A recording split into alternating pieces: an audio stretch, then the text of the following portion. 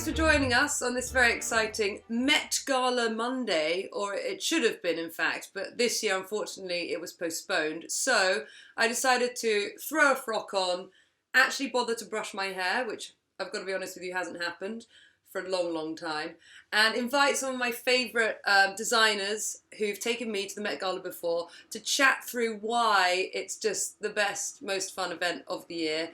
And for me, it really is something that kind of can put you on the map. And my first guest is going to be Phillip Lim. He actually invited me to my first ever Met Gala. I think it was in 2010. And I was so excited. I wasn't really sure what it was, other than obviously I'd seen in the paper before Kate Moss going with Marc Jacobs, and I understood that it was all of the creme de la creme of famous people from everything: sport, film, music, just general philanthropists, and they're all crowded in one room. And this moment where you get to see this gorgeous exhibition, which every year has a theme, is unveiled at first to this crowd who pays copious amounts of money to have a table to sit in this room, basically to help raise money for the Met Museum, but really as well, it's kind of a huge night that can give you a lot of publicity and is fantastic for brands, basically, to showcase their very, very best designs. And these designs take months to make and are really well thought out. So I'm going to jump on now with Phillip and we'll talk about it more. But thanks so much. I'm very excited for this one. Happy Met Gala Monday, guys. Hi, Phillip. Hi. How are you? I'm well, Alexa. How are you? I'm good. I'm so happy that you could join me for doing this. You really, I mean, you were the first person to invite me to the Met Gala, and I think actually when I look at the photo, I look pretty relaxed on the red carpet, and it was because I didn't have any big preconceptions about that evening, other than that I was just thrilled to be invited by you. And would you care to share kind of what you can remember from the outfit that you designed for me to wear that year? It was our first date, right? It's like we admired each other from afar, but then I reached out, I'm like, hey, will you come to this dance with me, like the prom or something? A big prom, a big glorified one. And I think that, you said something about you were so casual and you felt at home. I think it was what you were wearing, because forever now, I've known you as that tomboy ingenue, and it was really what we worked on together. It felt so you, and I think that really helped for you to feel at home in such a insane red carpet.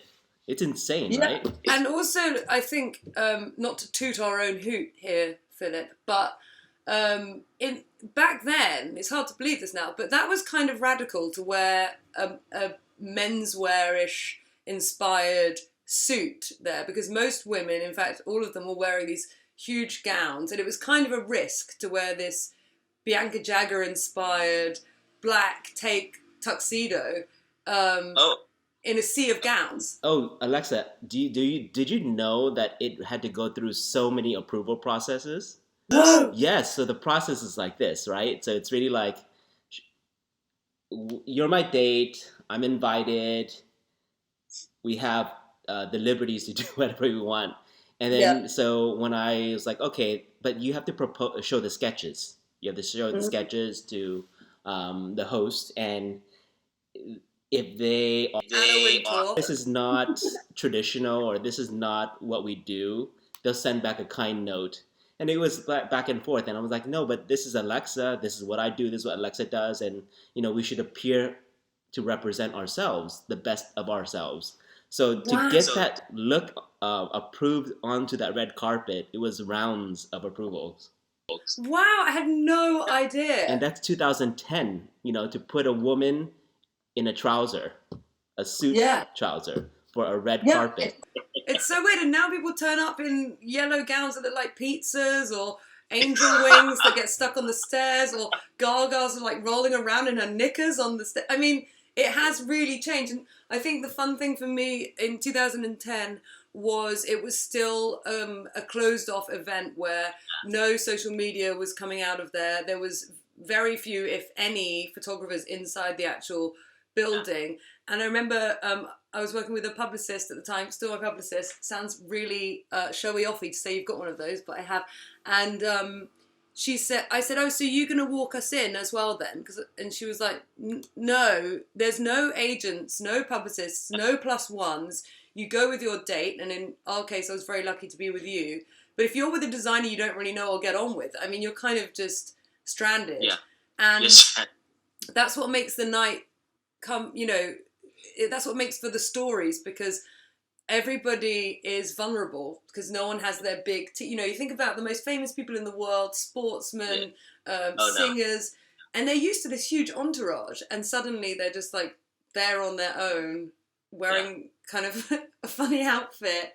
I mean, it's incredible. You're right. It's like when my first Met Gala was 2007, and it was even more like tight and closed off, and the only messaging would be coming through the photographers there, like in-house photographers, and so you would only see certain things.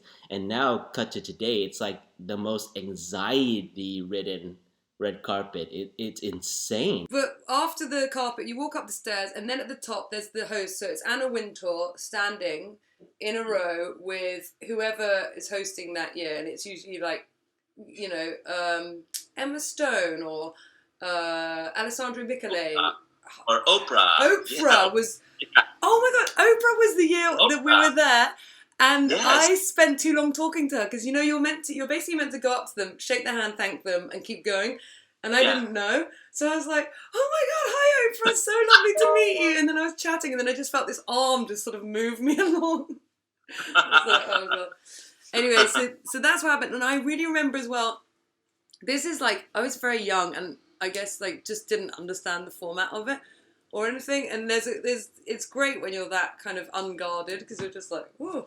And I sat next to this guy and I said, this is my bad party chat. I was like, do you have a dog? And he went, of course I have a job.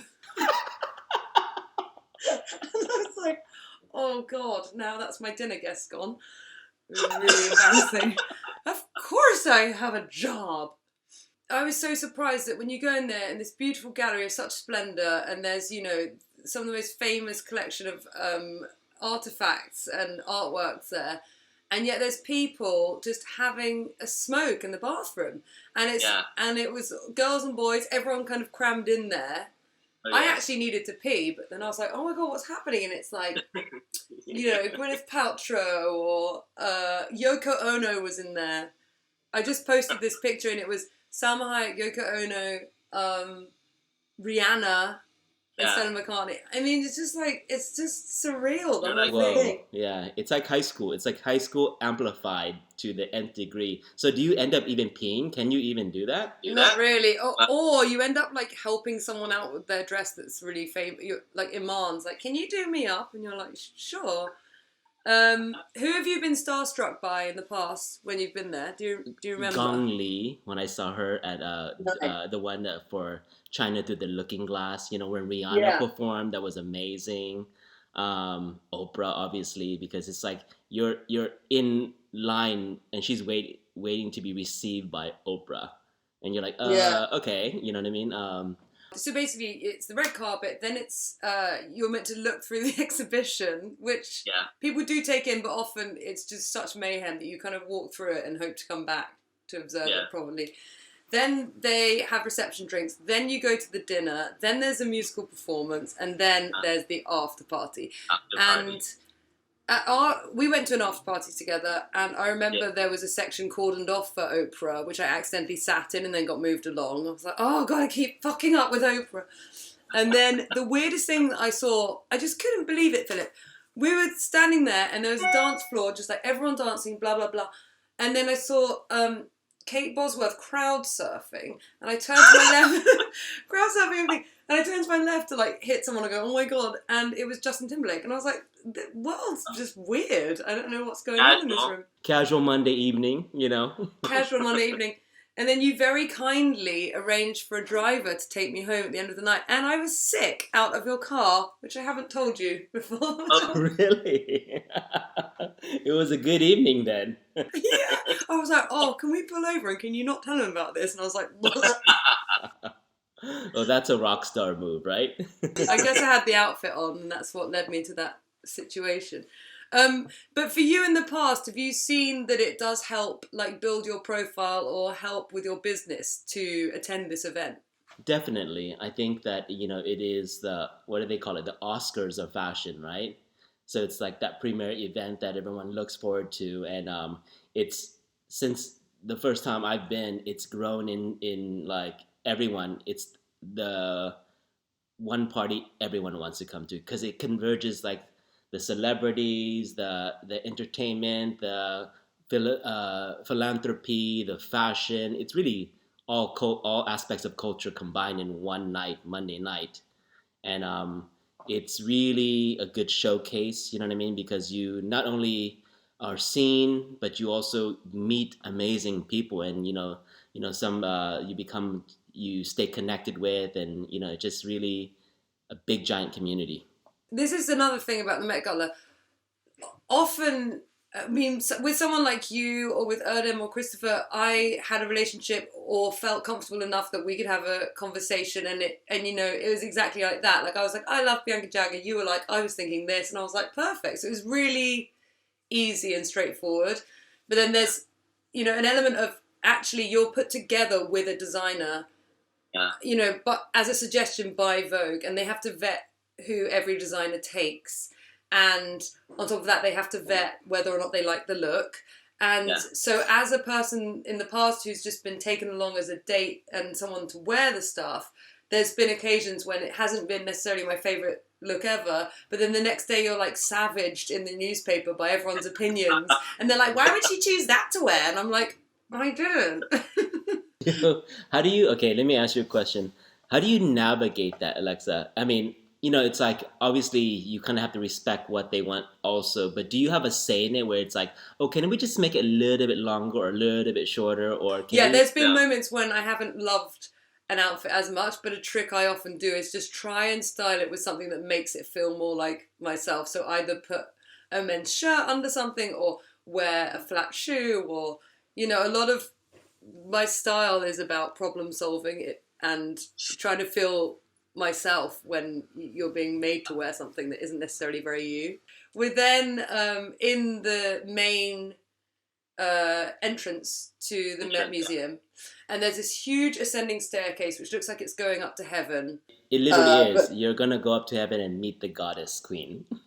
Exactly. And Sir Anna Wintour is up there, and she is presiding over everything. And you queue up, and how long does it take to get up the stairs? Probably only like 10 minutes. 10 right? minutes, because she's business. It's just like next, next, like that, right?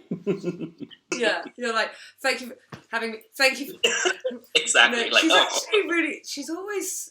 I always get so nervous and sweaty beforehand. I'm worried about shaking her hand because it's going to be really clammy. Do you get this where she gives you a look over, a once over? Oh yeah. Oh yeah. It's like, oh god, I dread that. I'm like, I know, but it's all right if I'm going with a designer because it's not really my fault. But last year and the year before, when I went and took myself and designed my own outfit, it was so terrifying, that moment of seeing her, because I was like, oh god, if she doesn't like it, and I wore a mini dress basically, and went up to her that year for the first year. I went on my own, and she gave me the thing. She was like, thank you for coming. And then Rihanna was like, oh my god, you're a little baby angel. And I was like, you hear that? Anyway, so queuing up to meet them is only about 5 minutes, but it feels like 5 hours because it's so nerve-wracking. And then that's when the real camaraderie happens, because you can be standing next to other people and they're equally petrified because no one really knows what the right thing to say is. Or I just go for thank you for having me. What do you say? Yeah, I do that too, because she, now that I know her in a more like it's been a while, she She doesn't like kiss asses. She doesn't like when you're like making too much of a moment. You know what I mean? It's really just civilized and efficient. Yeah. Yeah. Not it's like those none of the two qualities I have. Yeah. Well, you had Rihanna. But I learned pretty quickly. At the beginning, I would try and kiss her. That's a no. And then one year I offered her a whiskey. Also a no.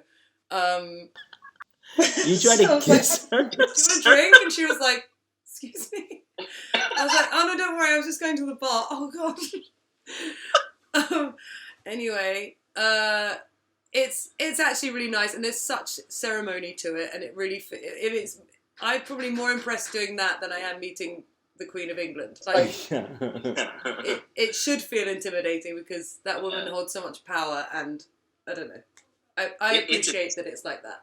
I hate it, but it's also given us so many of these memories that we can laugh at and look back and, just like take a piss at, Yeah.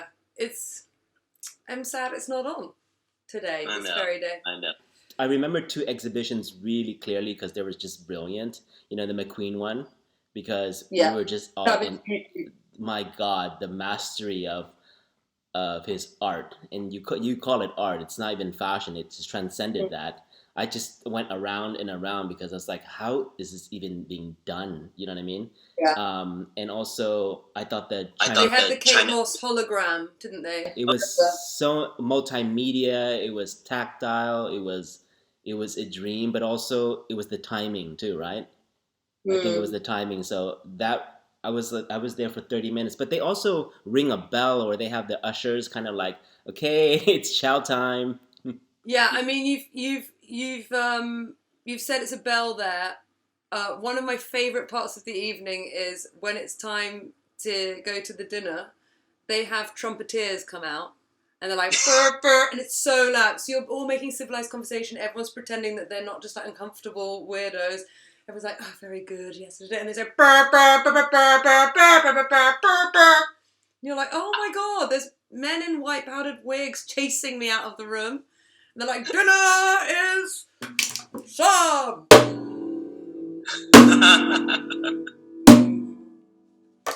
It's really great. My favourite part. Philip, thank you so much for talking to me and enjoying these lovely memories together. Still so grateful that you took me to my first ever Met Gala. I still have the outfit hanging in my closet, and it was just the most me I've ever felt. So thank you. Thank you, Alexa. And you have to remember this. You were my best date ever. You will forever have that title. Thank you so much. Very, very happy with that one. Thank you. Thank you so much for watching, everyone. That was it. That was our Met Gala Monday sort of soiree. I, for one, am going to get back to the champagne, but please leave your comments below. Maybe fun to come up with your own Met Gala theme suggestion for next year. Ring the bell, subscribe to the channel, and I'll see you next time.